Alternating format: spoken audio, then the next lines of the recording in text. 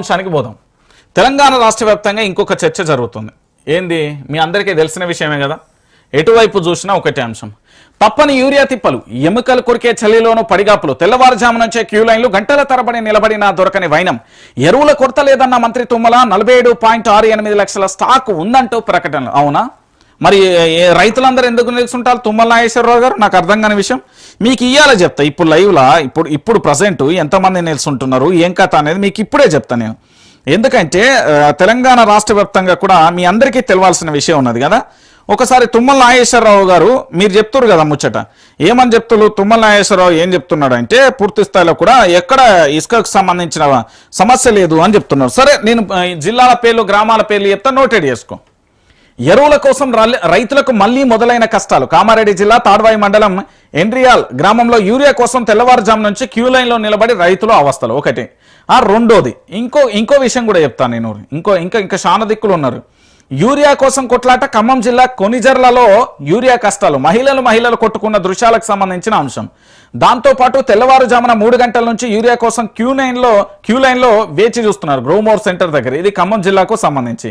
ఇక చలిలో యూరియా కోసం ఉదయాన్నే లైన్ కట్టిన రైతులు. వరంగల్ జిల్లా చెన్నరావుపేట మండలం ఉప్పరపల్లి గ్రామంలో రైతు వేదిక వద్ద తీవ్రమైన చలిలో రాత్రంతా రైతులు జాగారం, క్యూ లైన్లో ఇబ్బంది పడుతున్న మహిళలు అంటూ కూడా ఆడ చూస్తున్నాం. ఇక యూరియాపై కాంగ్రెస్ సర్కారు పిలిమొగ్గలు. ఏంది? రాష్ట్రంలో అందుబాటులో ఉన్న యూరియా 2.15 లక్షల మెట్రిక్ టన్నులు.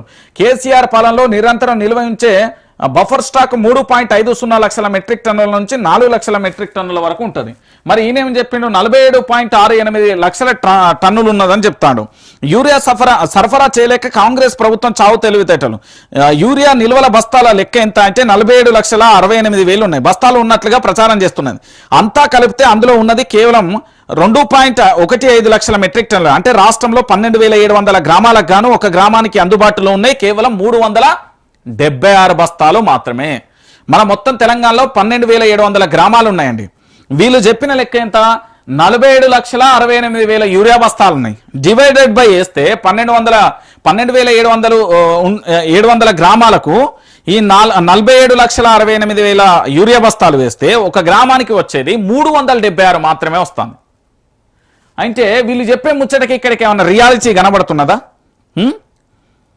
అరే పూర్తి స్థాయిలో దాదాపుగా అప్పటి లేదని చెప్తుండగా తుమ్మల నాగేశ్వరరావు గారు. మరి ఇవన్నీ ఏంటి అండి? తుమ్మల నాగేశ్వరరావు గారు ఏమన్నా సమాధానం చెప్తారా? తుమ్మల నాగేశ్వరరావుకి సంబంధించి ఏమన్నా సమాధానం చెప్పే ప్రయత్నం చేస్తారా? యూరియాకు సంబంధించి ప్రజలు ఇబ్బంది పడుతున్న తరుణం ఇదంతా.